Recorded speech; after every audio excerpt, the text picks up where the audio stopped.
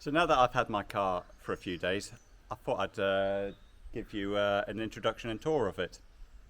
If you haven't seen my previous videos, hello, I'm Anthony, and I've commissioned a 9 kilowatt solar panel array here in Aberdeenshire. My previous videos describe the system extensively. Earlier on this week, I published a video describing my reasons for choosing an electric car and why in particular I chose this car. And I also described my ordering and collection experience with that car in particular. Now I want to hand over to my doppelganger who will do all the explaining, and I'll do all of the showing. Thank you very much. So what I'm showing here is the ability to open your front bonnet using the app. And underneath the front bonnet you have got storage, and you have enough storage to store something like a small carry-on bag. Now what I've got here is the cables, the charging cables. This is the Mode 2 charging cable, and in the bag we have got the 3-pin plug charging cable, which I showed you in the previous video. Now the bonnet is closed a bit different. You don't slam it shut, you have to push it down and then press it shut. It's made of aluminium. So in the boot we have a normal boot, and then underneath the floor we have a compartment, and in here I can store my pumps, my windscreen washer and my puncture repair kit, and that's very, very useful to keep these kind of things out of the way.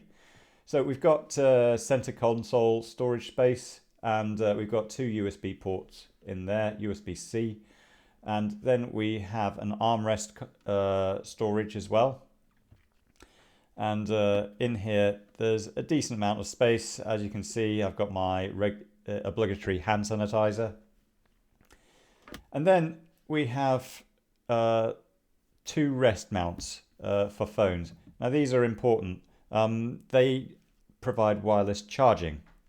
There's no underfloor storage trays, unlike my Golf, underneath the seats. That's a bit of a pain. Nice soft steering wheel, soft door grabs. That's soft. That's plastic. Armrest is soft. Seats are lovely. Headline is soft. Headline is soft. And the A-pillar is also soft. So we've got a blind spot right here. So in my Golf I would be leaning forwards to look around it. As you can see, this headliner kind of gets in the way there. So the doors of my Golf were pretty heavy, and you could slam them shut without needing too much velocity. With this one, if you slam it shut, you need a bit more velocity there. So the height of a Golf is a bit higher than a Model 3. However, I don't have too much trouble getting into this at all. I don't feel like I have to strain my neck or anything like that, so this is no problem at all. So you get a key card, looks like this, and in order to lock your car without your phone, you put it on the door pillar like so. You will never use these in normal life. You only use these if you've forgotten your phone or your phone's died of batteries. The rest of the time it just stays in your wallet, and it just remains there, and it's just available. So you don't have any additional things to go jingly jangly in your pockets. And again, if you want to unlock it, let's just see, does this work? Yep, it works. So that's no problem at all. So if I'm away from my Tesla and I need someone to gain access to my Tesla, you can do so on the app on your phone, and you can do various commands. You can open the boot of your car, just like so. So say for example, if you have a delivery courier who's ringing on your doorbell, and you have one of these fancy doorbells where you can talk to them, you can open the boot of your car and they can drop it in and some people have done that. That works fine. You can close the boot remotely as well.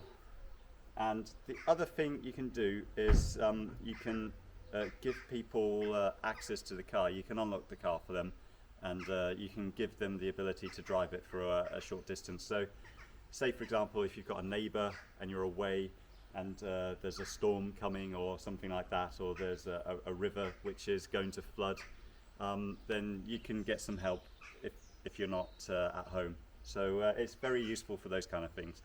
I don't think I'm going to use it. I've never had a compelling need to do that to my previous cars. I'm not too sure when I would want to do that here. So as you can see, we are receiving 5 kilowatts of solar power, and 2 kilowatts is being used by the house right now. The dishwasher's on, but the remainder is going to the car. As you can see, we're not using any grid electricity whatsoever, and this is one of the major reasons why I purchased this car, and it's doing its job brilliantly now. So I've got the climate control switched off. If you want to switch it on, you just simply tap the button, and it will control to a desired temperature, and it will just do its thing. One of the things I will show you now is navigation. So one of the things I really like is voice commands. Let's see what we can do. Navigate to Tomintoul.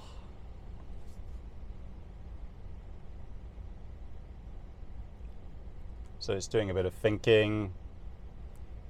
It got the thing right. So let's see what we've got in terms of navigation. So if we go to here, get rid of that. It's found Tomintoul, so that's great. Let's try a couple of obscure hill walking destinations. Navigate to Loch Affric. Navigate to Glen Shiel. Navigate to Loch Malardoch. What else can we do? Navigate to Kinloch Hearn. Perfect. Brilliant. So the voice commands also extend to controls for the car. Turn on windscreen wipers. That didn't work. It's a bit rubbish. But you can do things like turn up the temperature, and it puts the heating seats on. Turn off the heated seats. Nope, that didn't work. I have to turn those off myself. We've got heated seats. My old Golf had that. We've also got a heated steering wheel. So on those frosty days, that's just going to be fantastic. We've got reversing camera. You can select it anytime you want, but it will also activate when you put it into reverse. So that is very useful indeed. One other thing to note is when you want to drive, you just put your foot on the pedal. I've got a 4-digit pin to enter. That can be set or it can be disabled. I prefer to set it. If you have your phone or your keys stolen, they have to get past this. If you have a man-in-the-middle attack where somebody hacks your Bluetooth, again, this will stop them driving off with your car. So now what I am going to do is I'm going to try this.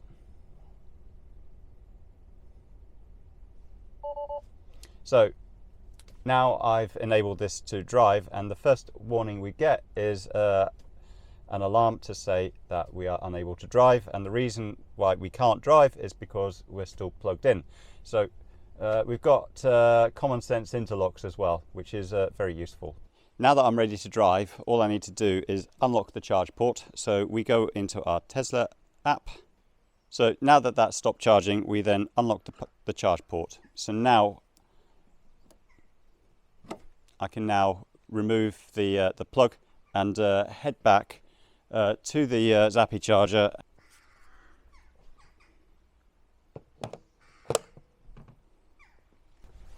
So now I'm ready to drive.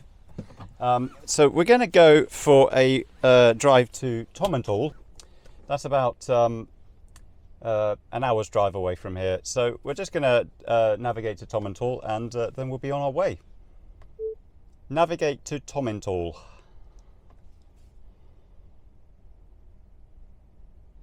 Right, so it's found it. We just select that. It's just calculate. Turn right to stay on Middleton Road.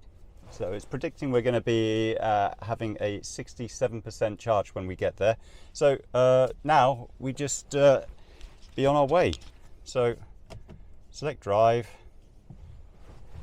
and then off we go.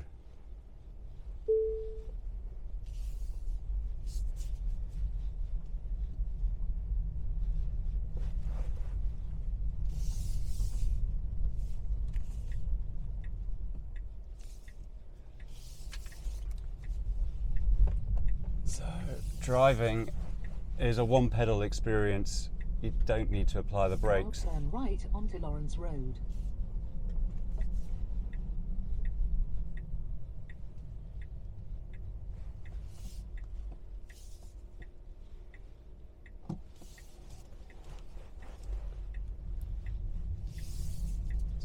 In 500 feet, bear right to stay on Lawrence Road.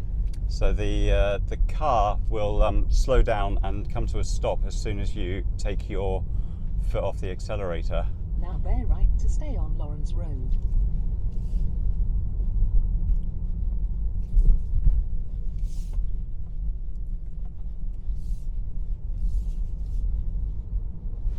As you can hear, it's very quiet apart from the Now sat turn nav. right onto A96.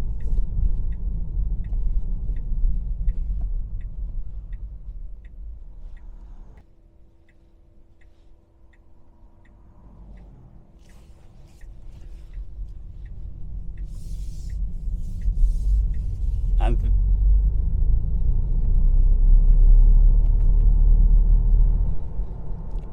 so when you set cruise control, it will set it to the speed limit rather than the speed that you're driving. And that is a really useful feature. I didn't like the Golf in that regards. It always set cruise control to the speed you were driving. So now we're coming into the 60 zone. You have to adjust it up as you see fit. You just need to do a couple of swipes, and then it goes up to 60 miles an hour. So then you can just take your foot off the accelerator. Most of the journeys on A roads with my previous Golf, I never used cruise control. One of the things I'm unfamiliar with is whether the cruise control will actually slow down for corners, which are quite sharp. It certainly slows down for cars, but corners are another matter, and I'm not too sure whether it's that intelligent or not. I would hope so, since it's the basis for the autopilot. I have tried the autopilot, and it was on the A96. I had my hands on the steering wheel all the time. It was most of the time, I would say, it got the road right. Some of the time it was just a split second too late for comfort for my liking, and I'm sure it would have stayed within the lane, of course, but a split second is the difference between being in your lane and having a collision with a car coming the other way. So I don't think I'll be using autopilot all that much on these kind of roads. But on motorways and dual carriageways, I think autopilot will definitely come in handy. So at 60 miles an hour or so, I find the road noise to be a bit noisier than it is in the Volkswagen Golf. And same again with 70 miles an hour. On this kind of tarmac road, it's fine. When you've got some of the rougher roads, it's not so much. So we're coming up to Tomintoul now, and the predicted battery remaining at the beginning of my journey was 67%. We're now sitting at 68% charge.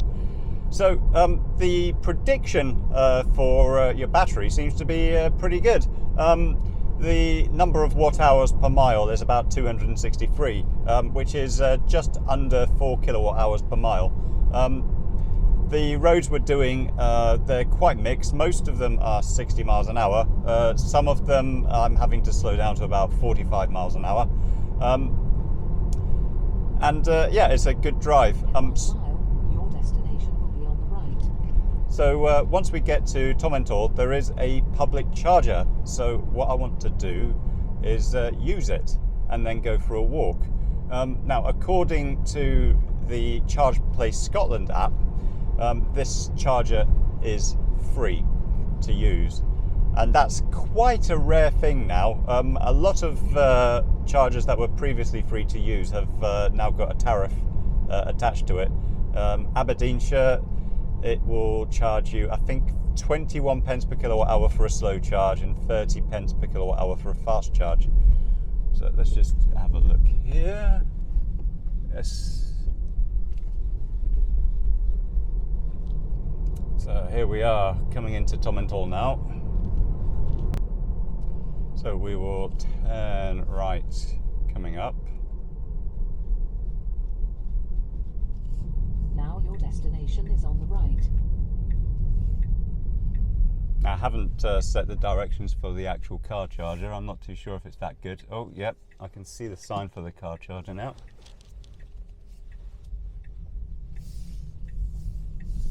And turn left here. We've got an electric car charger symbol, so we will rock up here. This is not looking good. No parking signs. Let's see what we've got. Where is the car charger? There it is.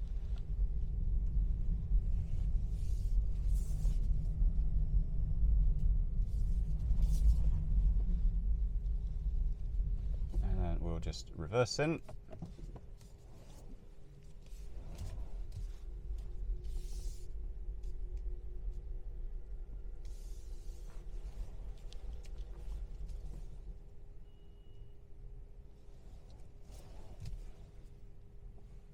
There we go. So set the parking brake, and then that's us. We're done. So that's it. Yep, the seat goes backwards in anticipation of you leaving the car. So now we will just charge up. So now I'm here in the car charger. We've got two options. We've got CCS and we've got AC. I'm going to use the AC option, and what we have here is the ChargePlace Scotland app.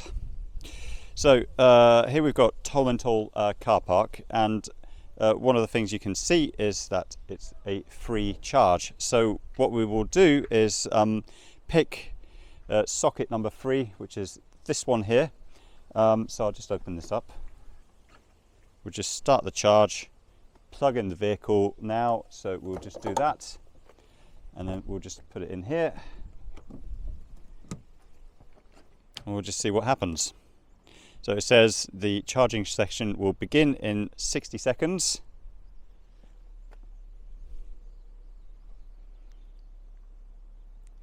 And charging is in progress. So that's it. The cost is 0, which is very useful, and it will tell you how much power is being drawn. So as you can see, that light is still flashing, and we'll just have a look in here and see what the charging is saying. So it is saying we are charging up at 12 kilowatts, which is pretty good. So there is no power being, there's no money being drawn from my account. So what I'm going to do now is go for a nice walk. So now I've got my car charging up and I've got my boots on. We can now go for a nice little walk whilst the car does its thing. And yeah, Tomintoul is quite a nice little village, quite busy at the moment. Let's have a look. So yeah, quite a lot of activity at the moment. So it's a nice little place. So it's just going to be a short walk today, about an hour and a half. But this video really isn't about the the walk. It's all about the experience of using an electric car and going out for leisure purposes, and it's a good combination. Once I return, we'll see how things get on. So whilst I'm not at my Tesla, you can control the car, as I've mentioned previously, and you can review the status so I can see how much it's charged up by. It's a slow charge, it's 12 kilowatts. From my point of view, I didn't need to plug into the fast charger. That was unnecessary. And as you can see, we've got various options we can do. We can have a look at the location. You can see it's parked in the middle of Tomintoul. And then if I zoom out, you can see where I am. And that's useful if you're in a big car park and you've forgotten exactly where you've parked it. This kind of function is very handy. We've got controls. Now, one of the things you've got is Sentry mode. That switches on all your cameras in your car, allows you to record. Useful if you are worried about crime, useful if you're worried about someone knocking into your car in a busy place. You can switch it on and off remotely, like that. One of the things I haven't figured out on this app though is whether I can look in real time at the dash cam footage. That would be useful because then I can determine whether there's any action needed. I'm just going to switch it off. Tomintoul didn't strike me as being the busiest of car parks in the world. You can do other things. You can flash your lights, you can honk your horn, open and close the boot as you see fit. I'm not going to do any of that for the time being. So yeah, that's the app, and that's how it can be used when you're not at the car. I said it wasn't going to be a video about my walk, but this is Queen Victoria Viewpoint. Very nice. So we're not too far away from Tomintoul on the way back. We've nearly finished the round trip loop. One of the things I wanted to just show was how well the Zappi charger follows the profile of the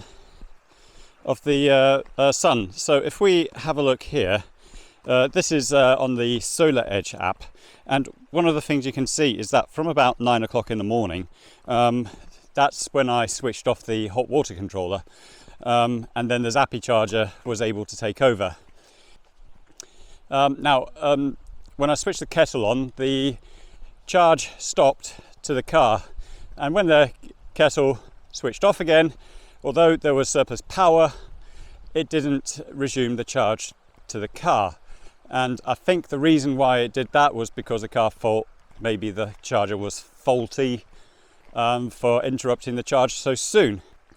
So I had to actually go out, unplug it, and then select 7 kilowatt fast charge just to get it to do the handshake. Once the 7 kilowatt had got going, I then put it straight back into eco mode so that we didn't have any interruption if the sun disappeared for a short length of time. So as you can see, the generation profile of the sun and the consumption profile of the car was almost perfectly matched right up until the point where I unplugged it. And that's just what the Solar Edge system and the Zappi charger are supposed to do. So let's have a look at the Zappi charger. So this is the user interface for the charger. We can have a look at the settings. So you can change your charging mode settings here. You can stop your charging. You can have Eco Plus. If we put it to Eco Plus, I'm not too sure what this scalable line means. I've got a feeling it's the percentage of green energy that you want it to use. if there's less than a certain amount of surplus. But I would have thought that would have been part of eco. I need to read the instructions on that. So we've also got a charge history here, and you can see how the charging profile of the car has been for the course of the day. And you can see in the last session we added 8.4 kilowatt hours, and that was just in a couple of hours in the morning, and that's pretty good. If I left it plugged in the whole day and I had a battery that wasn't sufficiently charged, I'd probably be generating 30 kilowatt hours, charging 30 kilowatt hours, which is half the range of the car almost. Let's have a look at Solar Edge. How much have we done today? So we generated 21.8 kilowatt hours. It's nearly 2 o'clock. So I think we could be set up for 30 kilowatt hours of charging, generation today. That's pretty good. Let's have a look, go back into the MyEnergy site. Some comments. The real-time data here doesn't operate as quickly as MyEnergy. So MyEnergy will update the information once every 3 or 4 seconds. This does it much more slowly, every 10 to 15 seconds. The other thing I'm not so fond of is that it only shows your power to 1 decimal place, whereas Solar Edge, it does it to 3 significant figures, I think. So I could see that there's 20 watts of power being generated. That's all that's being generated, whereas on this it will only show you 0, which doesn't tell you the whole story, unfortunately. But it's sufficient. If we have a look at the other items, you can look at the grid and you can see how much grid has been taken in. As you can see, a lot of export, and the only time we've been importing is at night time and a couple of moments during the morning when I was faffing about with the charger. If we look at the house, and because this knows nothing about the hot water controller, it will tell you the consumption history of the whole house, and it will consider the hot water controller to be part of the house. And if we have a look at the middle one here, you can see 91% of my energy so far today has been green.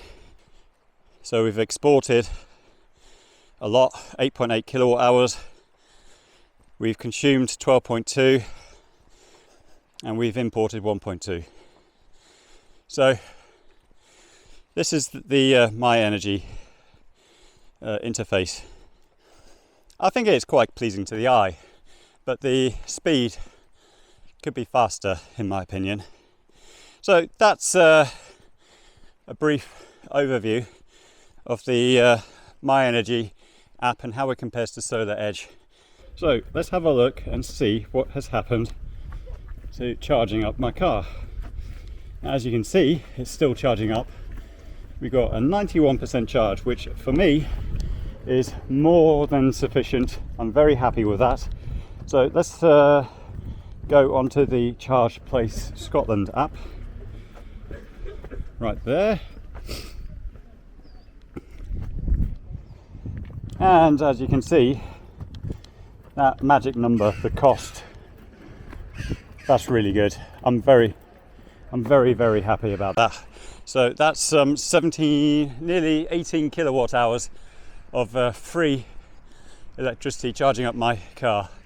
That's fantastic, and that's what I wanted to try today. So it doesn't look like anybody else has been charging up today, which is the way it is. Not so many electric cars yet, but that will change. So what I will do is I will get my mask, I'll get a can of Coke, and then I'll talk to you later. finished my walk and fully charged. So one of the things to note about the car is that it's still got me in the easy access mode, even though I've closed the door, which is a bit annoying. The Hyundai Ioniq I had as a courtesy car put my seat forward as soon as I close the door. This doesn't. I have to reach over here and I need to select my mode and then it will do it. So what I'm going to do is we're going to set the navigation to go home, and then I'm just going to show you the initial part of the drive. So here we go. And I will just set my destination. Navigate home.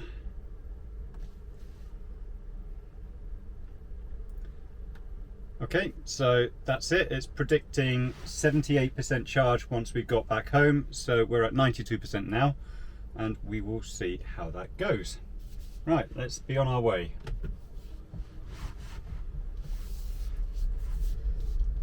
Yeah, I just absolutely love the silence of starting off. It just feels so, it doesn't feel strange, strangely enough. It feels perfectly normal, and yet it feels really good. No petrol and diesel now cars. Turn left onto A939. Right, here we go.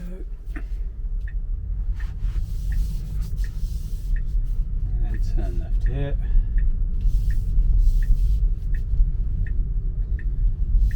Lots of touring cars out at the moment.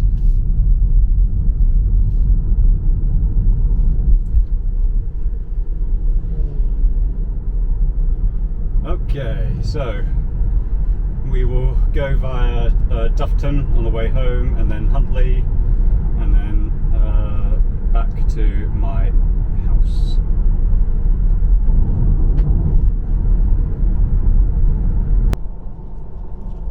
So I'm nearly home, and there's some interesting things about this car. So I was following another car on the A920 out of Dufton towards Huntley, and there's a straight bit which I normally can overtake cars on, but only if they're going slowly enough. But this car was going a bit quicker, and I just thought, let's overtake this car. And as I put my accelerator down, my goodness, the acceleration on this thing is absolutely phenomenal.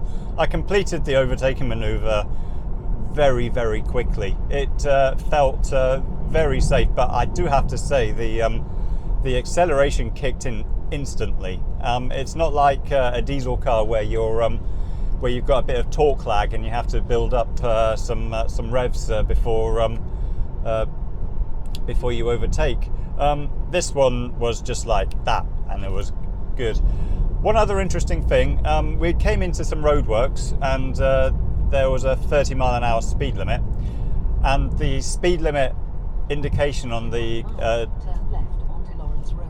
the speed limit indication on the dashboard turned from 60 to 30, but at the end of the roadworks there wasn't any de-restricted sign. So for the next 7 miles, the indication always said 30 miles an hour.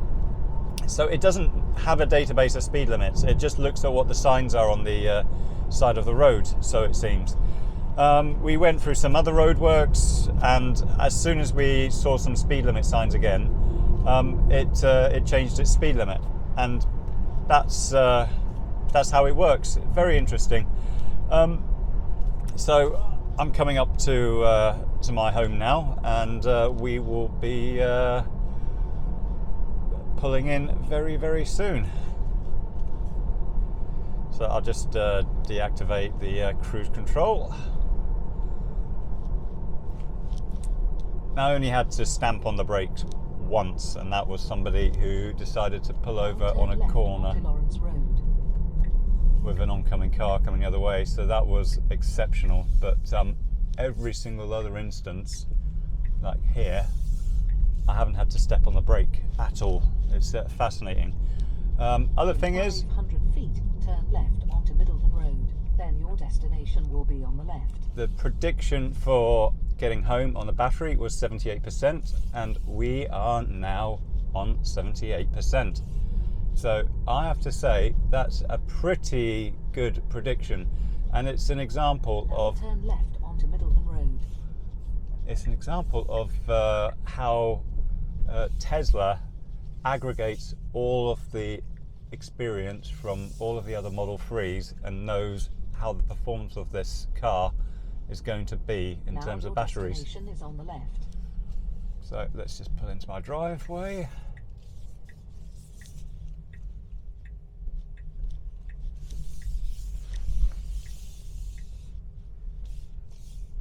And here we go.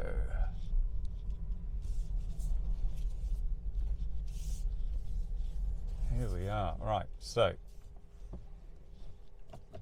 reverse and then here.